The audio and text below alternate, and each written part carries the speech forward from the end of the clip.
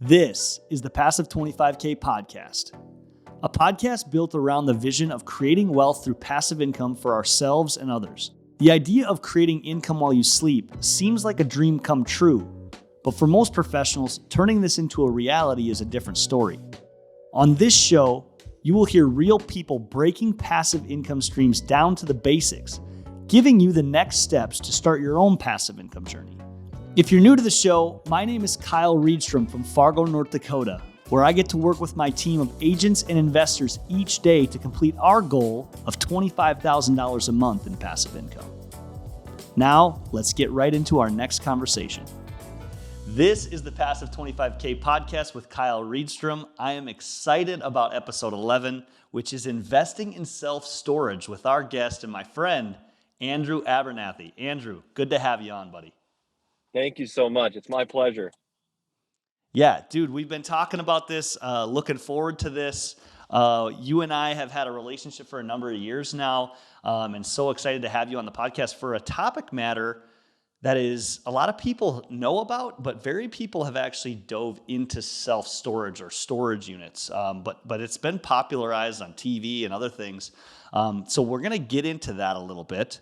But before I jump the gun, I want to give our audience a little bio on you, Andrew Abernathey. I'm going to read it off your page here, andrewabernathy.com. Father, husband, entrepreneur. I love the quote, success is when preparation and opportunity meet. So Andrew started investing at the age of 13, and that's a fun story, and has been interested in the philosophy of Warren Buffett and followed his mentor, Gary Tharaldson, with the simplicity approach. So you've been investing for many, many years, and you came into creating Abernathey Holdings and also have a big part of your Abernathey Brothers farm. But all of that led into your experience in real estate investing and working with investors to now create what you're doing down in Phoenix, Arizona and beyond with your self-storage. And I also want to note, Andrew has a big heart for the nonprofit world as well, and is a big part of Unseen's fight. Unseen is a brand in Fargo, North Dakota, their fight to stop human trafficking across the world. So I wanted to pitch that in there, and Andrew and I have attended some of those events together. Andrew, again, we're happy to have you on, and before we get into self-storage, I want to give the audience a little bit about your story, because like I said, you started this thing at age 13, right? So I want to kick it over to you and tell us a little bit about yourself. Yeah, I appreciate it. I grew up on a family farm in North Dakota, western, central North Dakota, 6 siblings.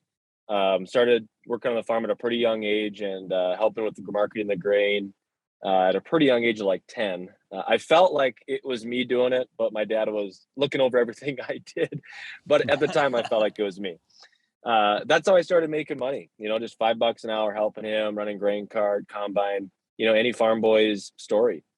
The market crashed in 2009 when I was in 9th grade, and I decided to jump in.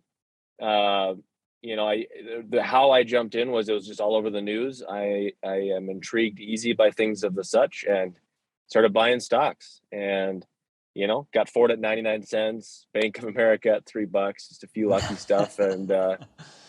And it went well from there. Then I got into real estate, and the oil boom hit. I started raising capital.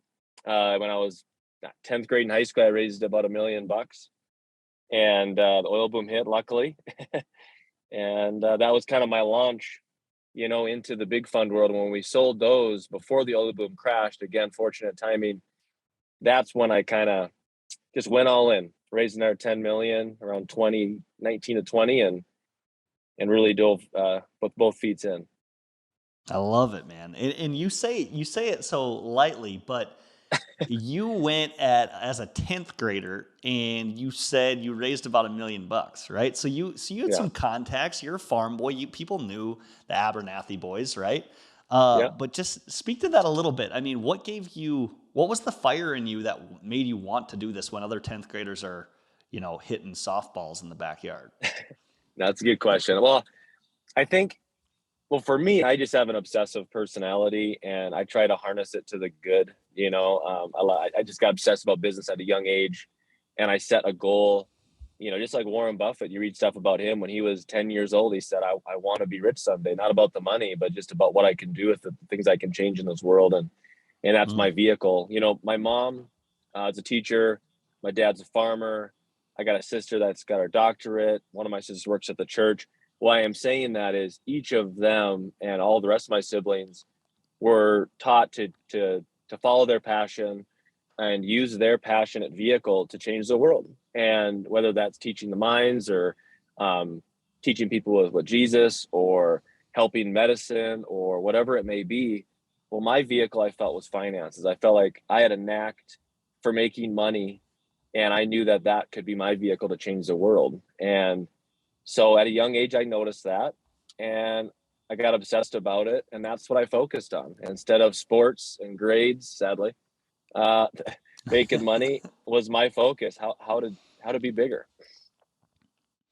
Yeah, and it's I love that you're even those around you might have noticed that, Andrew, because like you said, your dad says, I'm gonna let this 10-year-old do some of the books for the farm. Even Yeah, though, like you say, there was some self discovery, like Andrew's thinking like he's the CFO of the farm all of a sudden, yeah, but dad's checking over the numbers as he should. But probably yeah, didn't need to check over too much. You probably did a pretty good job. But it's kind of fun that you were propelled in that way by your dad. yeah. He's one little quick story. I just think it's cool, and I hope I can be half the parents mine were. But when we were sitting around the dinner table, dad would throw out a topic of whatever it may be, and he would look to see which one of our kids' head turns and see if they had that spark in their eye or what their interests were. And when he found that, he would spend one-on-one time with us, whether in the vehicle to a game or to school or to mine or whatever it might be, and he would nurture us and help us, unleash that passion, whatever it may be. There was no judgment or push. I just thought that was the coolest thing. So I hope I can be half the parent he and my mom are. Oh man, that is a nice wisdom nugget right there, dude. That's so cool. And so like to that point of the story, he threw out a topic of what the stock market's up to, or how the farm finances are going, and little Andrew's head's like turning Yeah. towards it, being like, oh, okay. So then he identified that. A fun part about your story that you've explained to me as well. How early on did you seek out or have mentors in your life for kind of some of the things you're doing when you're going and raising money? You hadn't done that before. How were you putting pieces and people in your life to do this? Yeah. So I've had a lot of mentors along the way, and when I say level up mentors, I don't mean it in any disrespect to prior mentors, and I've told them that, and they love it. What I mean by that is my first goal is to be a millionaire. So I found someone that was a millionaire that did some cool things, and he was my mentor until I hit that point. And then my goal is to be, worth 10 million. And again, I found a mentor to lead me there. Warren Buffett was always in the distance. I always believe having a concrete mentor and like a celebrity mentor, you'll never meet. Maybe I hope I will, but I haven't. So Warren has always been my celebrity mentor, but I've had concrete, actual people I know mentors along the way, and I've always leveled up as I hit my goals. Now of course it's Gary Theraldson, which I got a long way to go, but working every day at it. So I'm a big believer in mentors, and I've always had one. I'm a big believer in making sure the mentor is what you want to be. I see so many people out there that say, I want to be the most famous musician in the world, and they're listening to a school teacher, or somebody says, I want to be a school teacher, but they're listening to a businessman. You need to listen to who you want to be. And some people get confused on that. Like, you got to make sure your mentor is who you want to be in the right industry. That's my belief. Man, that is great advice too, and it's 100%. You're an example of it. I'm definitely an example of it. The gap closes really quickly when you find a mentor that's where you want to be, and you get in close relationship with them. I mean, would you Yep. agree to that? Yeah. Yeah. You'll be the sum of who you hang out with, the top five. So you'll be who you hang out with.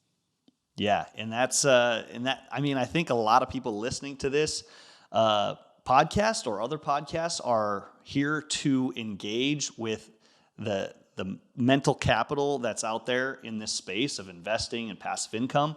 And then what Andrew and I are talking about is one step further. It's getting a relationship, a one-on-one coach, someone that will give their time, even if you're trading finances for time for mentorship. Some of that can be so important to your journey and your growth. And it sounds like for you, that was huge. And not just one Yes. person, like you say, level up mentors. Okay.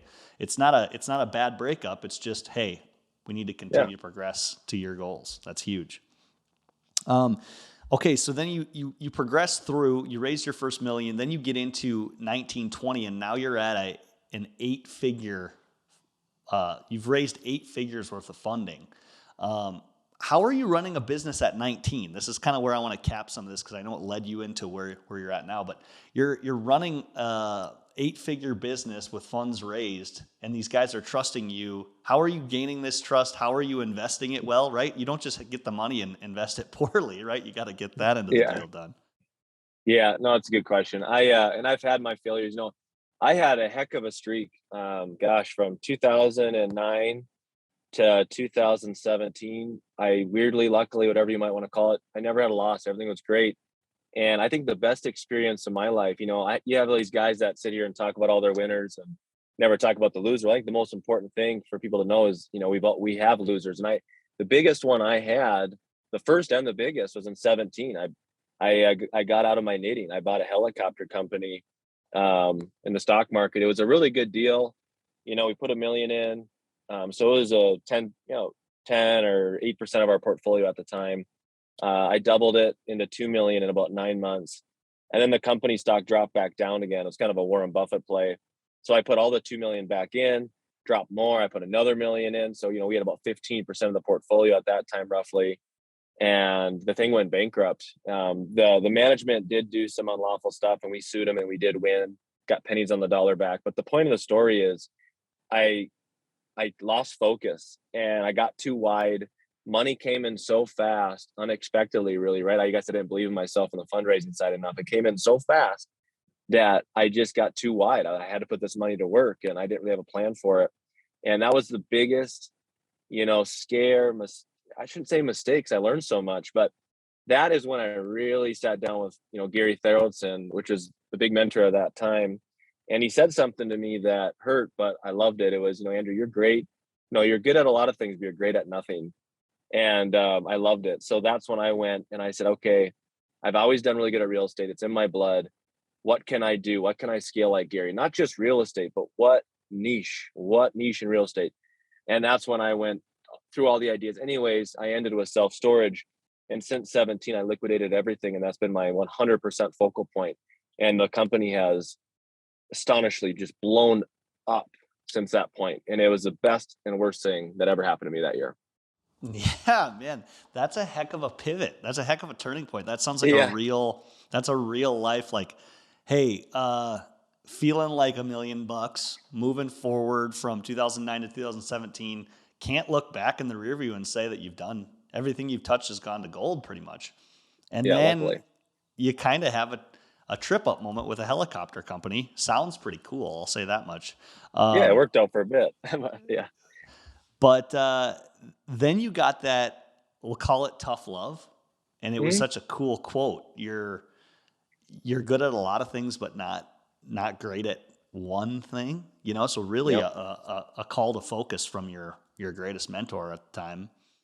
Yep. And yeah, okay. So then there's one thing to get advice. There's another thing to act on it. So walk through that, because the story of you getting into and identifying self-storage as an actual sector that was the smart next move, the focus. How did you come up with that, and what was the formula? Once you knew you had to pivot, how did you formulate what that pivot was going to be?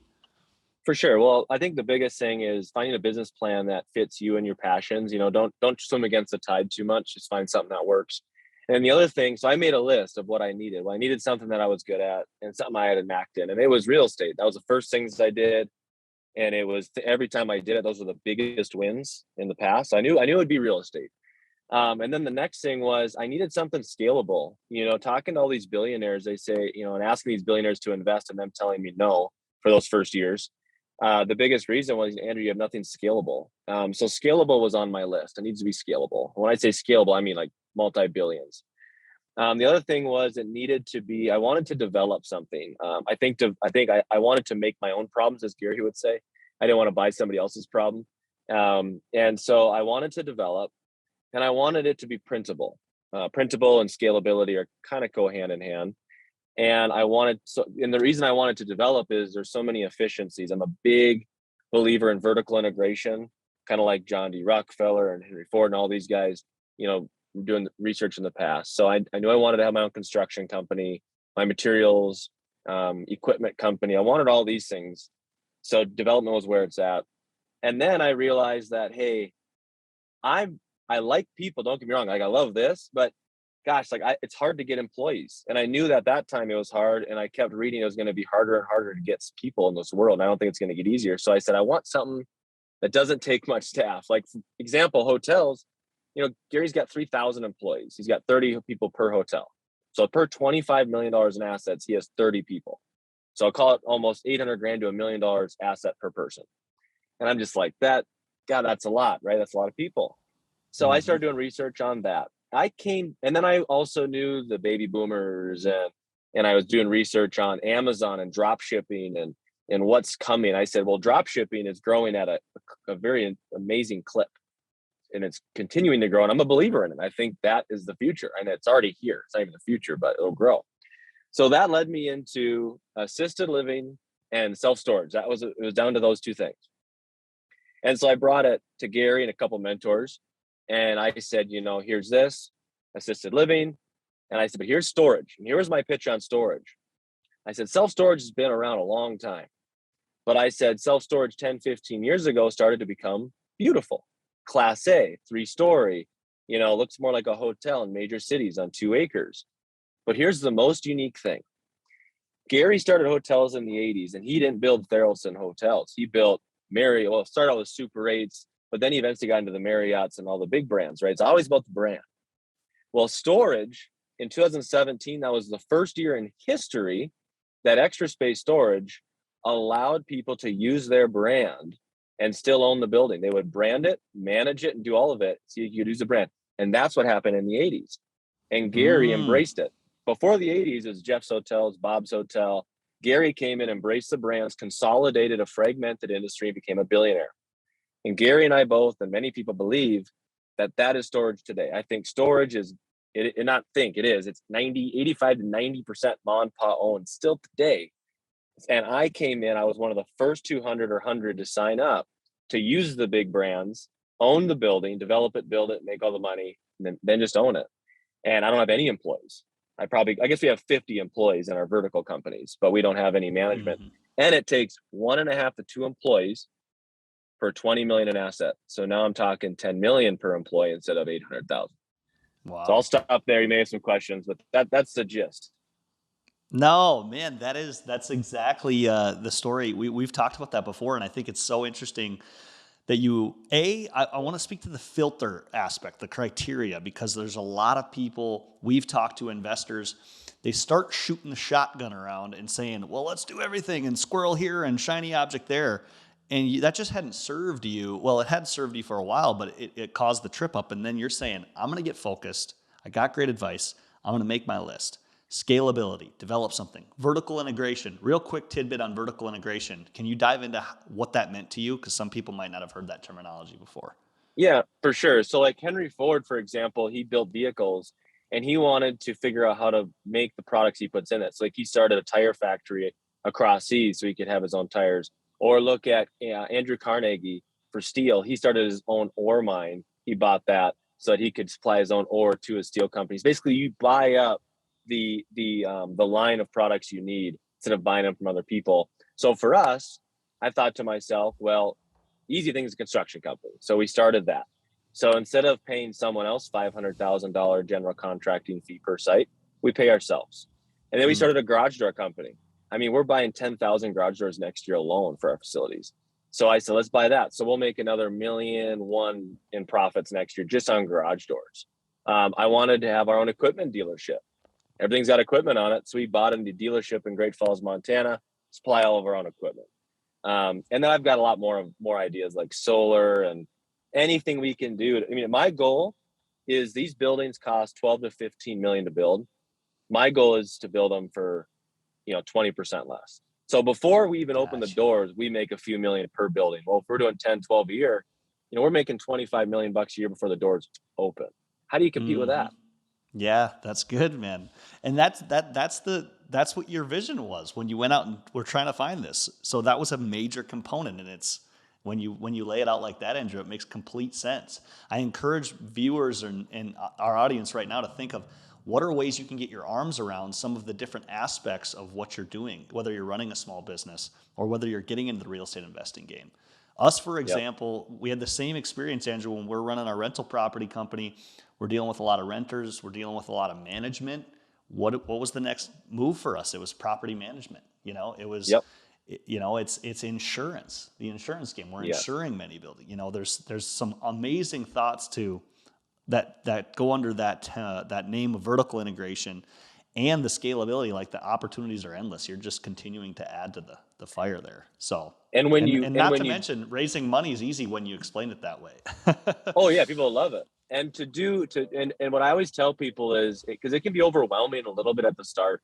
So what I tell people is just draw a roadmap of your business. So for example, for me, I said I need to be building X amount a year to open a construction company because you need to have so much volume. And I've got goals like right now we're doing like 100 to 150 million a year in development ownership. I have in my mind I have a roadmap saying, okay, my peak efficiency in my mind is getting to 12 a year. So I want to open one new Class A facility every month, and that'll be about $250 million a year in cost annually in development. And there's a couple companies that I can open then, not now, but then. Right now we pay for our garage doors that we sell to be installed. But when we're doing one a month, we'll have enough volume to be our own installation company and save another, million, 2 million a year. So my point is draw a roadmap. If it's not today, it's okay, but know when it's going to be. Mm, Know where you have to 100%, get man. to. That's huge. And I want to jump into the aspect that you said about employees too. I mean, there's such wisdom behind the fact of like, hey, the labor market's getting more and more picked over. It's harder and harder to find good people. And so that was a unique problem you had to solve, and you landed on storage. And so when you brought that idea to kind of cap your entrance into storage, you brought that idea to Gary. It aligned with how he had done things with the hotel industry, Yep. and finally kind of got the nod. Everybody was kind of starting to nod their heads, and that was like, okay, I'm doing this. But you had never Yeah, it done it was. before, but you're doing this. Yeah, and he's quick, which I love. He's in his book. He'll say, one of his talents or one of his secrets to success is he can make decisions quickly. So when I sat and I had many things I brought to him, and all of them were like, I sat there. We were having pie at the Village Inn in Fargo, and I told him this, and he said, "That Andrew, that's your $1 billion idea." That's what he told me that breakfast, or pie dining, whatever you want to call it. And I ran with it really hard. Oh man. And so now you're down in Phoenix, and we're going to take a little break. But before we go, you're down in Phoenix. This is where. What was the locational aspect of where you needed to do this? Is this something you're doing all over, or is there certain areas in which you're kind of looking for this? Yeah, so I went and I wanted to be in the den. So Gary came up with 5 steps for his hotel, so I wanted the same thing. So my 5 steps that he helped me create were, 100,000 people in a 3 mile radius, 100,000 household income 3 mile, 30 to 70,000 vehicles per day visible. We need a $170 plus in rent per foot, and things like that, right? And so I'm like, okay, well, there's 25, 30 MSAs that work for this. And then I asked Gary, I said, you got hotels all over. Which ones are crushing it? And he said, everything in the West is crushing it. The East is kind of slacking. And so I said, okay, well, and I know Arizona. My family's been going there since the 50s. And selfishly, I like the heat, not the cold. So there we were. So I went to Arizona. And again, a little bit of luck. We entered that market right before it got really hot. Mm-hmm. Yeah, yeah, and it's been cranking. I know that the market's been going crazy down there, but that's another cool thing. Doing the research on where you want to be. I want to get into some of the intricacies of an actual project that you do. Like you say, your goal is to get to one of these a month, but bringing it back down to the granular level when people are thinking, hey, I've been doing some real estate investing. I have a couple multifamilies or a single family here, or maybe I own a small business. Hey, what's the storage aspect look like? Or what if people are kind of looking to get into that? I know you're on a higher scale, but I'd love to get into a little more of what a project looks like. But we're going to do that. We're going to do that right when we get back. We're going to take a little break now, and then we'll come back with Andrew Abernathey on investing in self-storage. Perfect. Hey, wanted to take a quick break from this week's episode. Wondering if you ever ask yourself, how do I get started in this stuff? Or if I'm already doing it, what are some next steps or people that are doing the same thing that I want to do, people on this passive income journey? Well, we were getting that question and we created a community of passive income investors called Passive Income University. This is a place where you can watch videos, things that we've done, where we put tools and information, where we've built a community of people that can communicate, ask questions, and grow together to start their passive income journey. And eventually we complete our passive income journey together. If you're interested in more info on Passive Income University, check us out at p25kg.com. We are back at the Passive 25K podcast with Kyle Reedstrom. We're talking to Andrew Abernathey today on episode 11, Investing in Self-Storage. Andrew, you gave us an amazing segue into how you got here with self-storage down in the Phoenix area. Now we want to know about how these projects work. Now, it's safe for me to say that you're doing this at a scale that not many are doing it.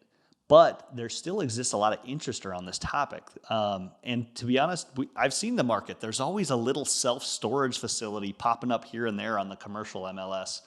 And sometimes people are asking, how do the numbers work on this? Or what should I be looking for? And I'm sure it parallels some of the real estate investing industry, but I'd love to hear your take on how self-storage is different and how actually some of these projects work from the numbers standpoint. So feel free to dive in. Give us a little look into your world on analyzing some of these things. Great. Yeah. So I'll talk about Class A. There's multiple classes. There's Class A, B, and C, and they're all different. Now, obviously, Class C, you can enter into those. Those are more your, garage doors, single story, tin buildings on 5-acre lot. You can get into them for a few $100,000 or a couple $1,000,000. And then you've got your Class B that maybe is a more fortress style. What I mean by that is it's wrapped with the tin buildings and you may have a climate controlled in the middle. So it's a little nicer. And then you got our Class A that's on 2.5, 3 acres. It's 100 to 150,000 gross square feet and 3 stories, all internal, all climate controlled with some beautiful facade on the outside. Now your rental rates are different, but the ROI, and I would actually say the ROI potentially on a Class B and C potentially might be a little bit higher, but again, they don't have the volume and the scalability like we talked about before of a Class A. So in the storage business, the average occupancy in the United States is about 90%. Public storage, extra space storage, they're in that 94%, 95%.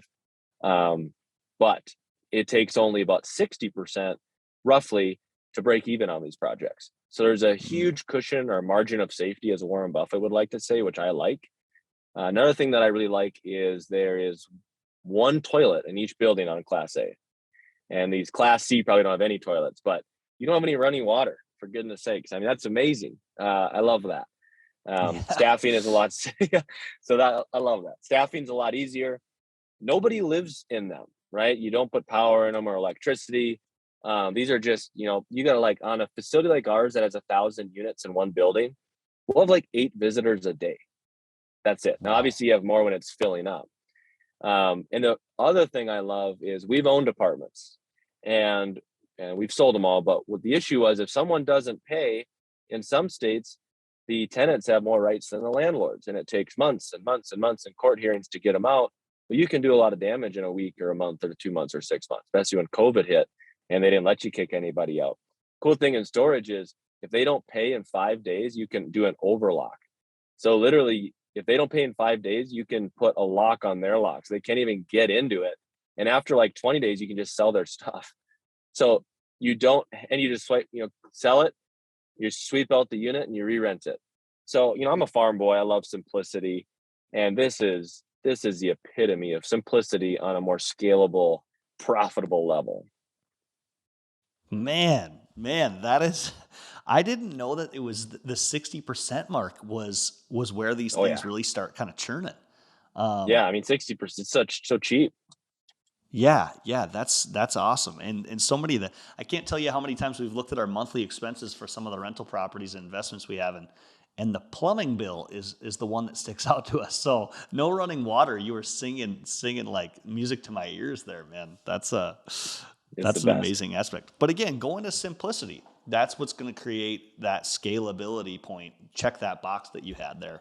Um, and so when we're looking at some of these, 90% occupied in the US. To get these things filled, is it like you said, you're usually knocking that out of the park when you hit your 5 criteria with putting them in the right location, because if Yep. someone's buying existing, you kind of have to fight against those, but you're obviously building on new sites.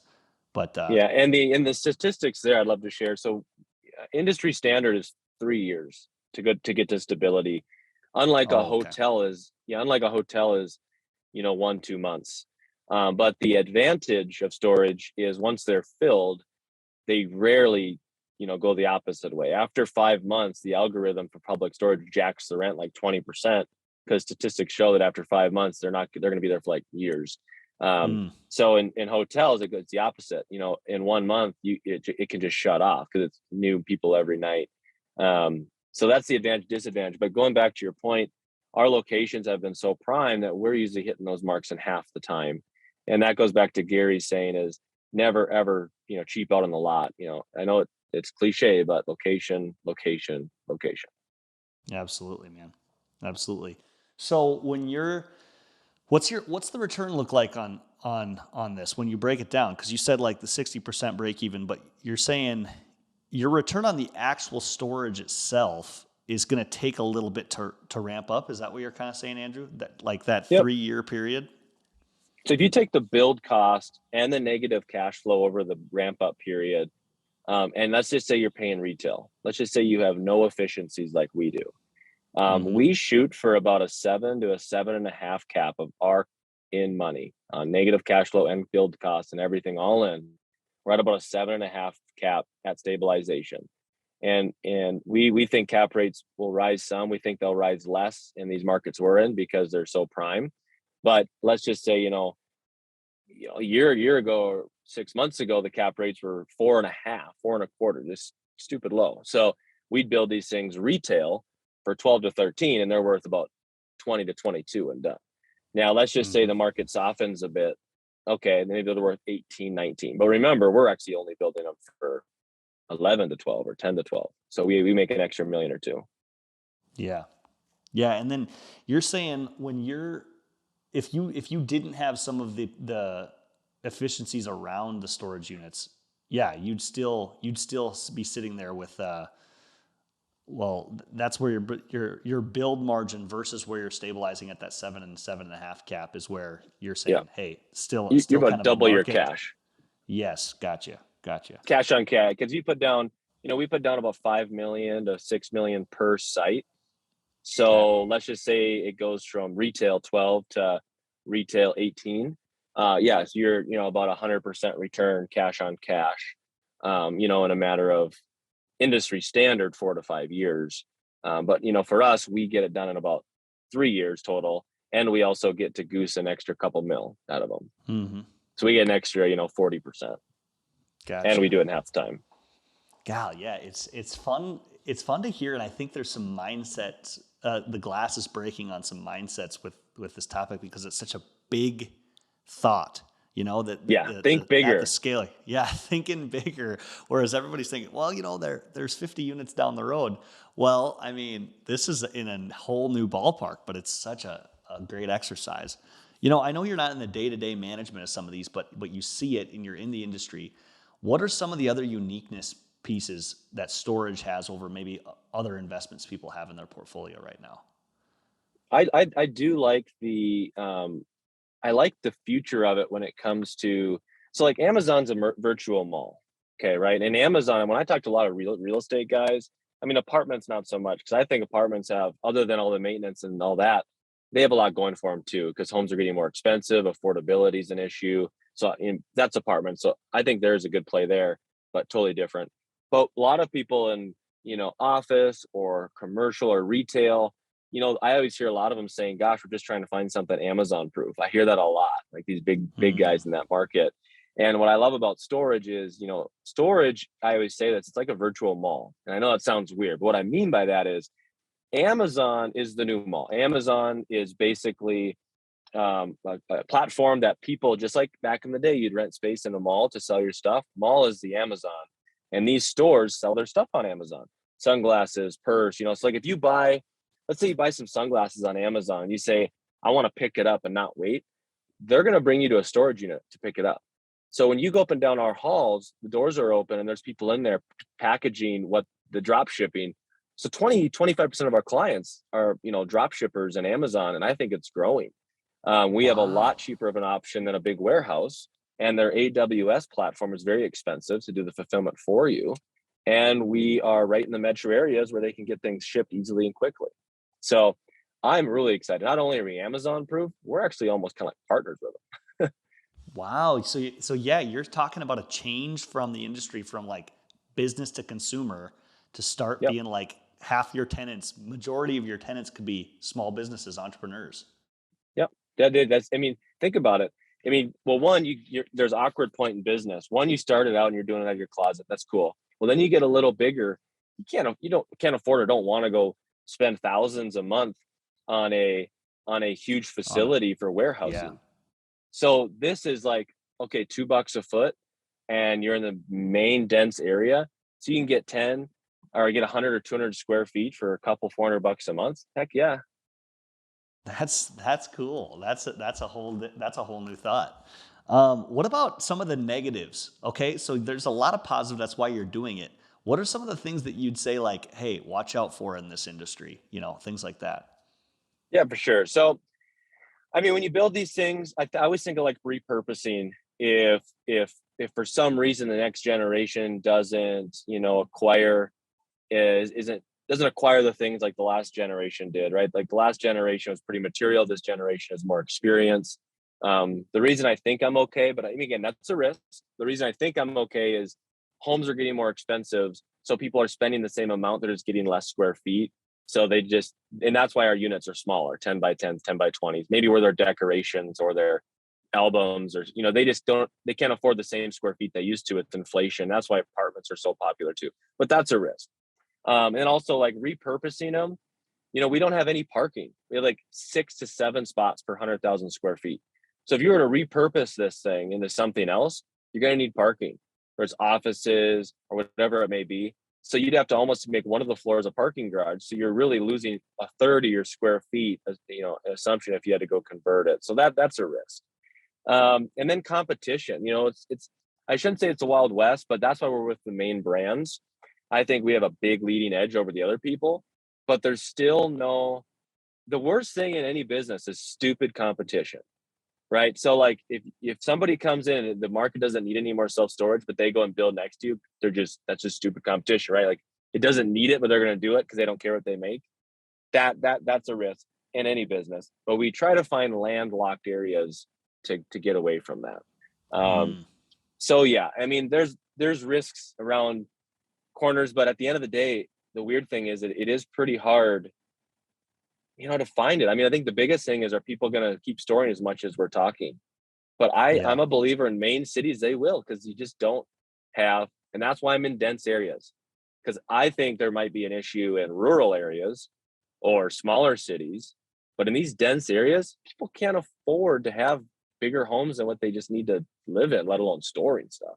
And we're 20% cheaper than any apartment rent or anything, so they can get square feet for a lot less. Yeah. And you said an interesting thing there. When you're talking about the unit size, you see some of these, is it mostly class A that goes to smaller unit size, like 10 by 10s, like you say? Or I is think there so. that's a strategy there, just because if someone needs more space, they'll just get 2, right? Yeah, 5 by 5s. My wife and I have a 10 by 10 we use for just decorations, and that's our closet, you might say. Yeah.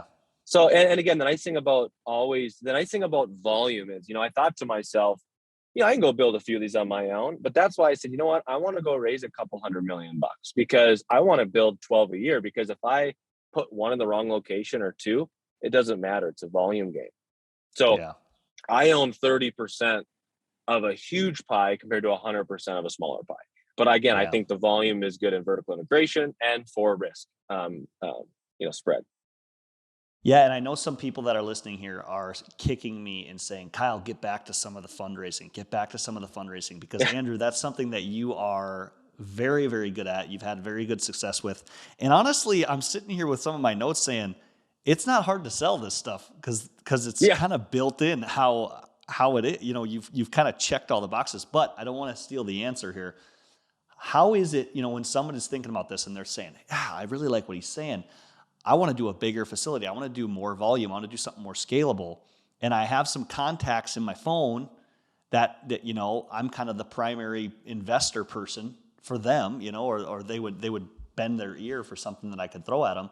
Or I'll call it social capital, people that have social capital and could fundraise, but maybe they don't know how, man. Speak to how you've gone about engaging this conversation, raising some of these funds, especially in your early days.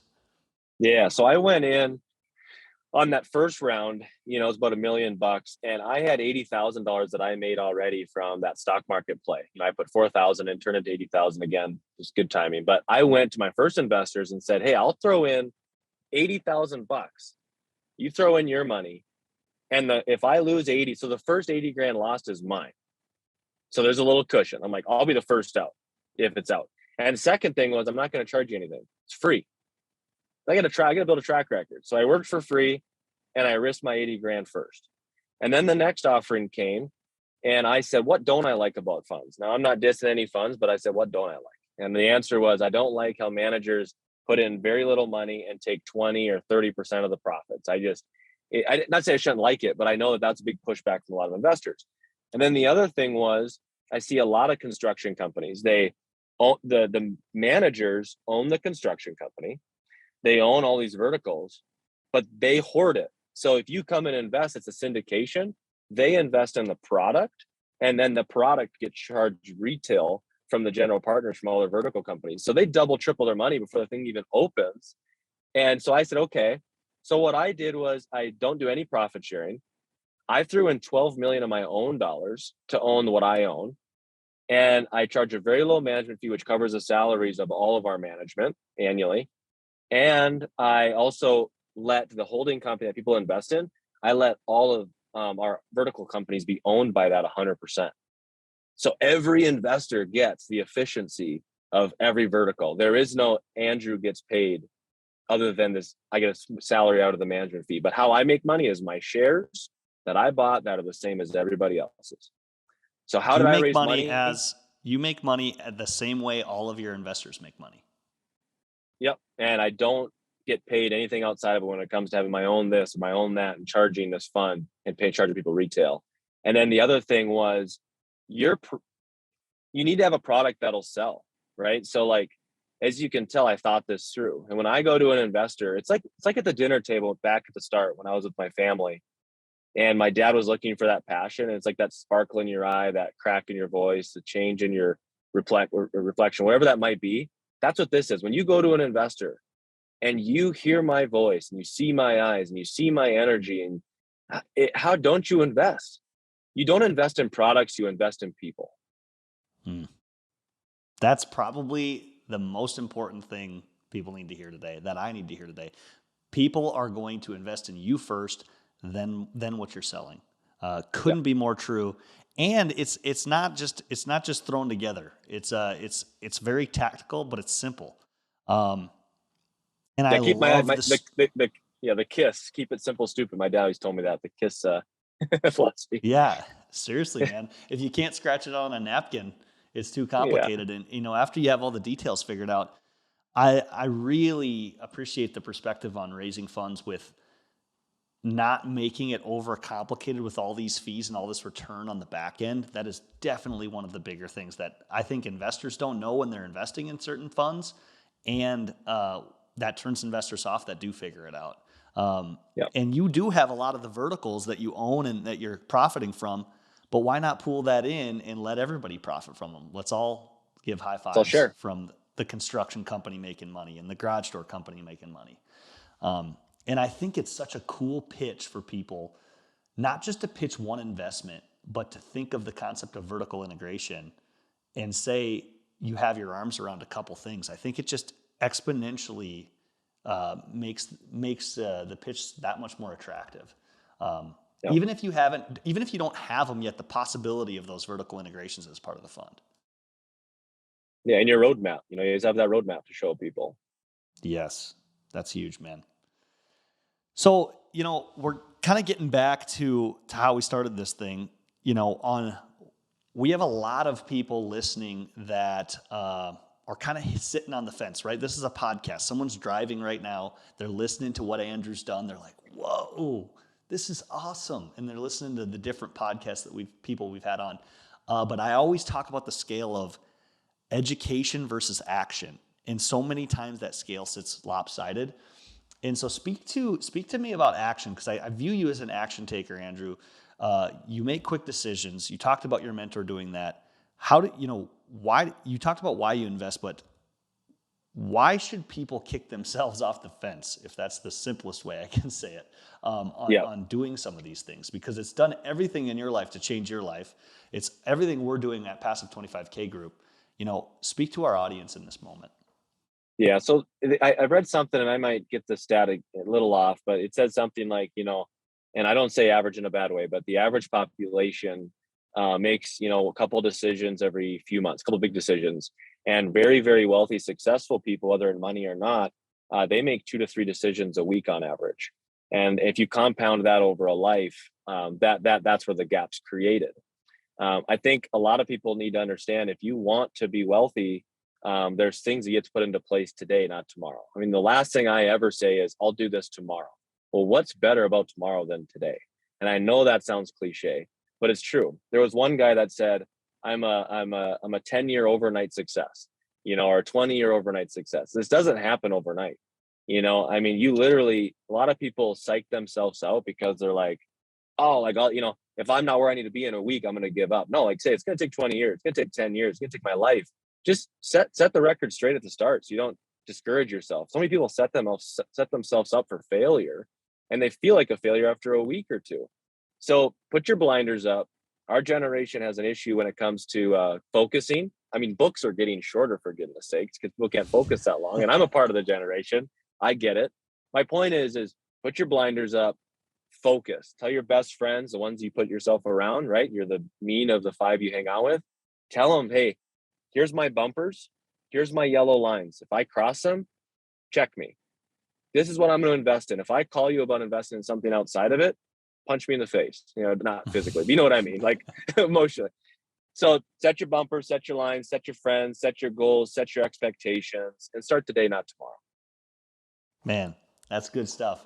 I want anybody listening right now, what I do, I email yourself a calendar appointment, or email yourself one takeaway that you're hearing that's hitting you right now, something that's clanging around in the brain, and put it into place. I can't stress that enough. Give yourself an opportunity for action, even if you're distracted right now because you're listening and you're engaged. But set that success appointment for yourself later, and write down some of the notes that you've heard today. Just let your kind of brain dump it. I know that's a great tactic for some people that listen, and myself, because Andrew's given some amazing stuff here. Andrew, for people that want to follow you and continue to watch your journey, is there a way that they can engage or see what you're up to? Yeah, I mean, I'm not the best at it, but I try to upload stuff to Abernathey Holdings, the Facebook page, photos, stuff kind of the business side. And then Andrew Abernathey is just a page I have, not my personal page, but I have a page for it. Again, try to keep that updated. I got 3 beautiful boys and a wife, and family's just as important to me as business. So I try to mix that all in there.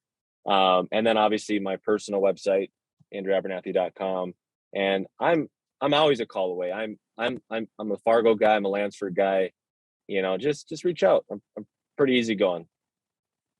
Yes, I would attest to that, man. I've really enjoyed getting to know you, and not only getting to know you, seeing how you authentically are just a giver, man. You just kind of open your arms. You and I actually approached you years back and was like, man, I want to learn more about what you did with certain funds and how'd you do the legal on this? And man, Andrew walked me right into his office, and we were meeting for weeks, and I'm sitting here You're saying, crushing like, it. Isn't this guy busy with other stuff? But I can't tell you how much I've appreciated that in you. And then the big thing for me is seeing the way that you champion your family and champion giving back and understanding that what the power of wealth can do, not just to fill up your own cup and your own family's cup, but everyone in the world's cup. And that's something you're literally doing with companies like Unseen and in many other ways I know. So, dude, I just respect you, and I really appreciate you coming on here and spewing some knowledge for us, man. This is great. So thank you. It's my honor. Like I said, when you came in, we got to know each other. I don't know. You became a really good friend, and you've really been crushing it. And I don't know. Guys like you just make me smile because you actually get things done. It's not just talk. And I don't know. I just admire you so much. So it's an honor to be on the show, and I do mean that. Yeah, well, thanks, man. We'll have you back. We'll be excited to talk to you again. We're really cranking, and thanks again for being on. This has been the Passive 25K podcast. If you enjoyed today's episode, be sure to subscribe so you don't miss future conversations. Also, tell us what you thought by leaving a comment below on today's topic. If something really hit with you, don't be afraid to share this with someone else that's interested in passive income. Thanks again for tuning in. I'll catch you next time for another episode of the Passive 25K podcast.